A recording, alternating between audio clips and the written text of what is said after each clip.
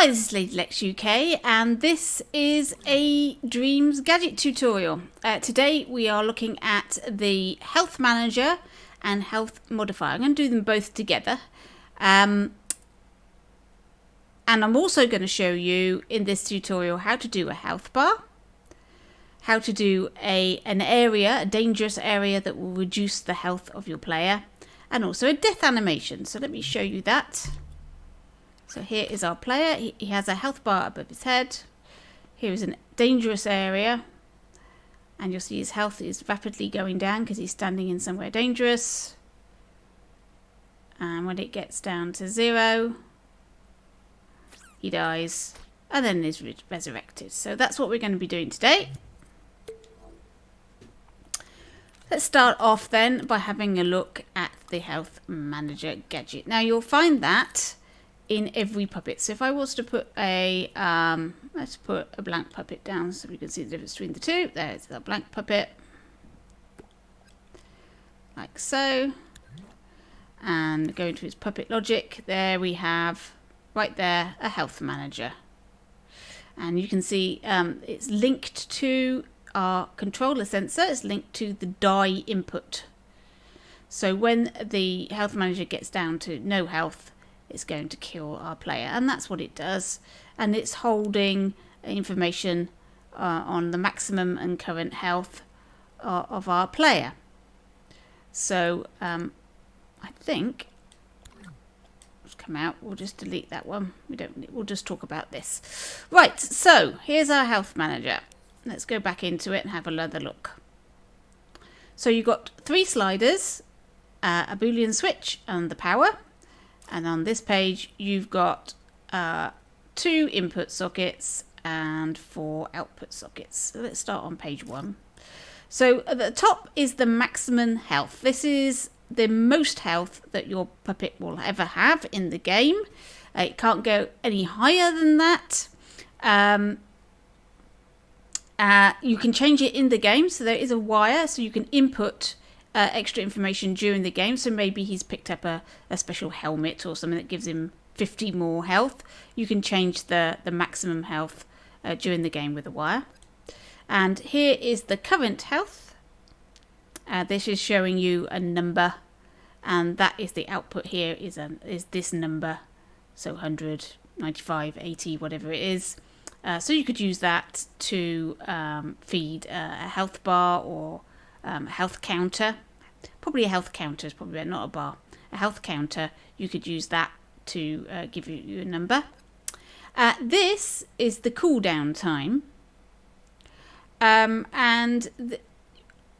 suggest you set that to 0.0, especially for this particular occasion. You can set this so that he cannot be hurt more within a certain time. So if you set that to 1 second, if he got hit and then he got hit again before that second was up, it wouldn't register. That health would not go down in that particular moment. So it's a bit of a weird one. There's certain circumstances that might be useful, but most of the time I would say set it to 0.0, and then you've got then you know that every hit is going to damage him regardless of cooldown time. This is to do with multiplayer, and because I can't demonstrate multiplayer because we don't have multiplayer yet, I'm just going to leave that alone. Right, page 2 then. We've got our normal affected object wire. This will wire to another object to say this is the object I'm got the health of. But normally a Health Manager is put in like this in a logic chip. So it's very rare that you'll need to use this wire to wire it to another object. Unless your microchip is somehow not connected to the object that you want this Health Manager to manage. But there we go. Right, this is the remaining health. So this is a percentage of how much health. So it would be 100% to start with, and it goes down 80, 90, 80, 70, 60, 50, etc. So it gets to 0%. So that's a number. That's a number it's sending out. This is the currently gaining health. So this will send a pulse every time the health goes up. And this does the opposite. It sends a pulse every time the health goes down. So you could use this to determine if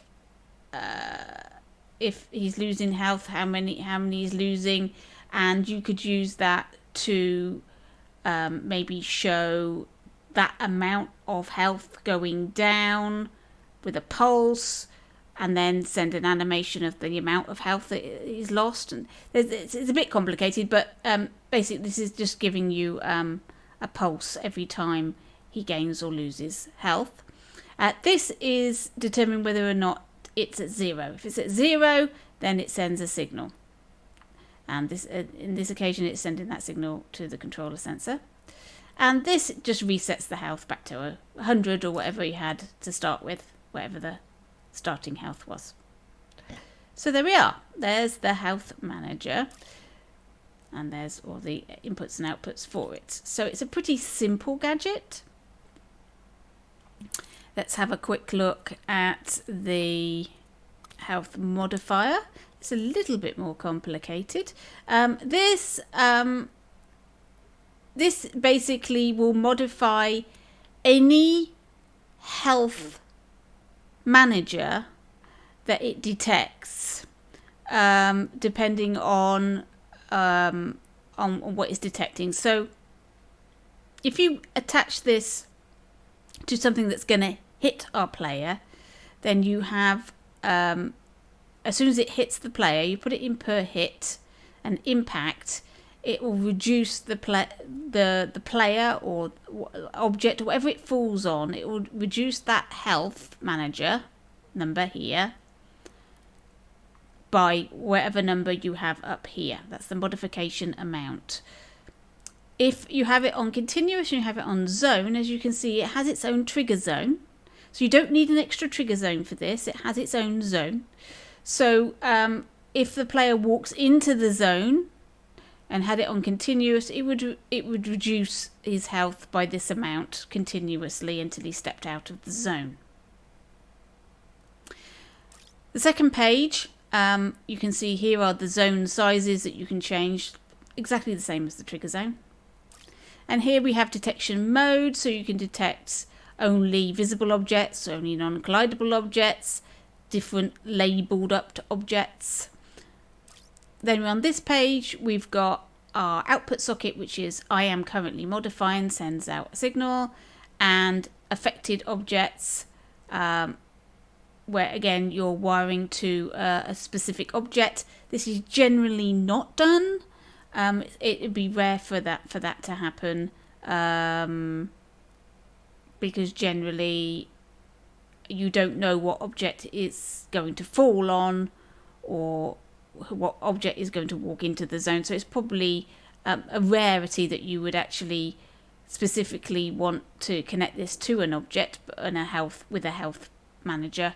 But there might be occasions where this would be necessary. So there it is. There's your option. So there are the two gadgets. Now let's see them in action and how we can use them. Right, so let's make our new puppet into this puppet here. So we're going to make the same. Right, puppet logic then. There's our health bar, health manager. We're going to make a health bar. So we're going to make this a bit bigger, give us some space. I'm going to move that over here a bit. And I'm going to put down a text gadget. This is going to be our health bar. So first thing we need to do is we need to put a space in here. If we don't do that, it's not going to display. You have to have some text in there. And then we're going to go to text box and we're going to turn auto fit off. And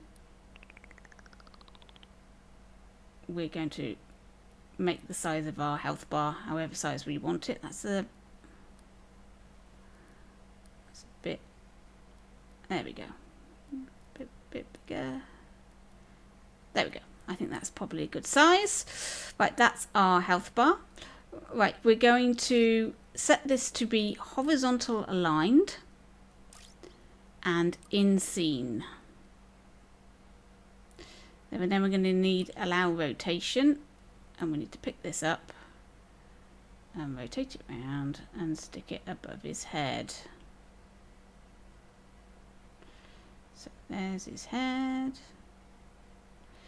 So that's about right. That's where his health bar is going to be. I think it's a bit tipped forward, is it? Just a bit, a little bit.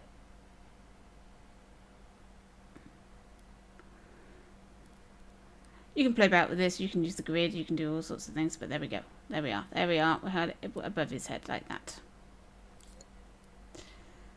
Right, so that's our first one. Now we need to do the red one. So we just copy that text display. Make sure all those settings are the same. So horizontal alignment is left. In scene, allow rotation, it's all the same. Now we're going to make this text red. It's not going to make any difference because we're not going to actually use any text, but it will give us a nice visual idea that this is the red one. And we're going to turn our text box color to red, like so.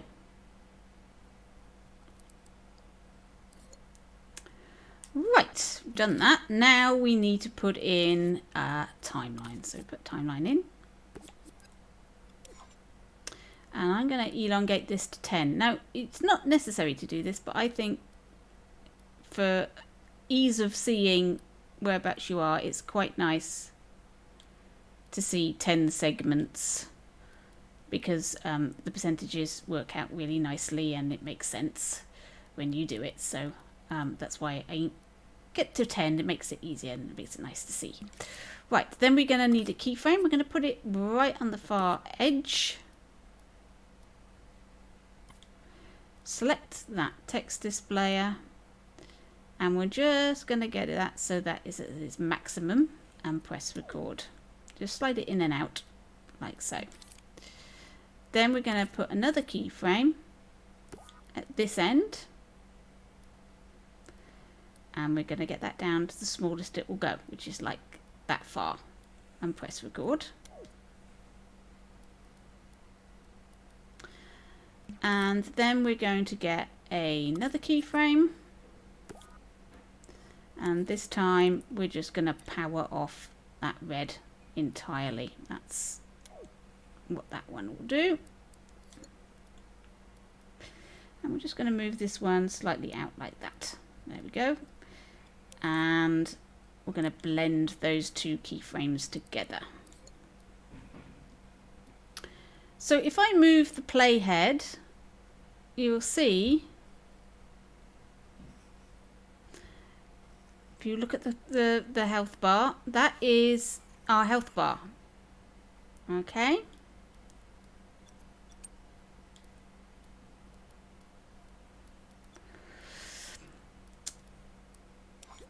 So what we do is we link up on our health manager, we link up the remaining health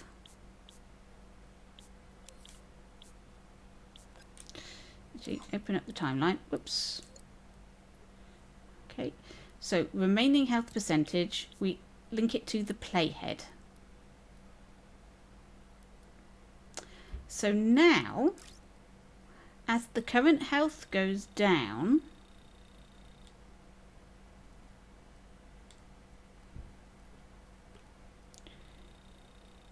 so does our health bar, you see? So they're linked together now. Sorry, I'm fighting with my imp. Right, okay. It does this occasionally when I'm on remote play. There we go. Right. So, yeah, I've got drift. Right.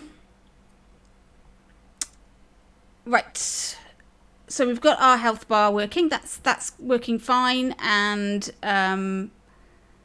now we need to do the area of destruction. So we've got a health modifier here, and I've got a -10 modification amount on continuous and a zone. And here is our zone, and I've just placed that badly over the area here. So when the player walks into this area, if I can get it actually on the area. I hate 3D space. I hate doing things in 3D. It is a nightmare. There we go. Move. Move. Move. It's not ideal. Oh my god.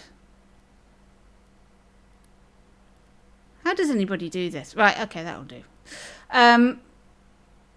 When he walks into that zone, it's going to affect the health modifier by -10. So let's try it.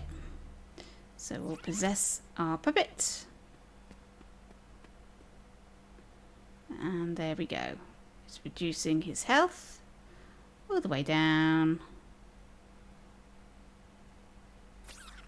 And he dies. He goes back over here. Now, instead of doing that immediately, we'll want to do a death animation. While we're here, let's see what happens when I set that cooldown time to 1 second and see the difference.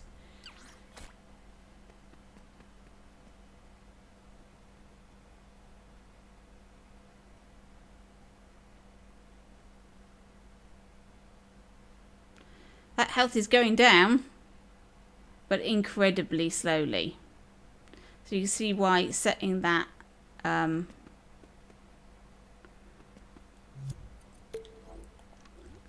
is quite important, to set it to 0 for this to work. Right, so there we go. There's our modifier. There's our area. Right, let's put our death animation in. I'm going to use this one because I'm not going to build another animation because it's a pain. It's a pain. Right, okay, so there's our timeline and our health manager that we've got here. That's the same as there. Here are our 2 text displayers. I've got it here that the text displayers only display if the current health is more than 0. But it's not strictly necessarily to do that. It's just that I didn't want the health display displaying while he was lying on the ground dead, so that's why I did it. Right. When the health is 0, no health, it's going to power on this timeline. This timeline here is my death animation. So there's the first frame, second frame, third frame, fourth frame, fifth frame. There we go. So you can, it's a very bad animation, but that's it playing. There we go. There's the animation. And that long keyframe at the end is how long I want him to be lying there dead for before he'll respawn. Then I wire the on-end trigger to the death on that controller logic. So I've deleted the wire. There was a wire from this no health directly into the die. I've removed that, and we've just added this extra timeline in between. That's all we've done. So we've interrupted it by putting in this little timeline, this little animation before we actually kill the player, and that's it.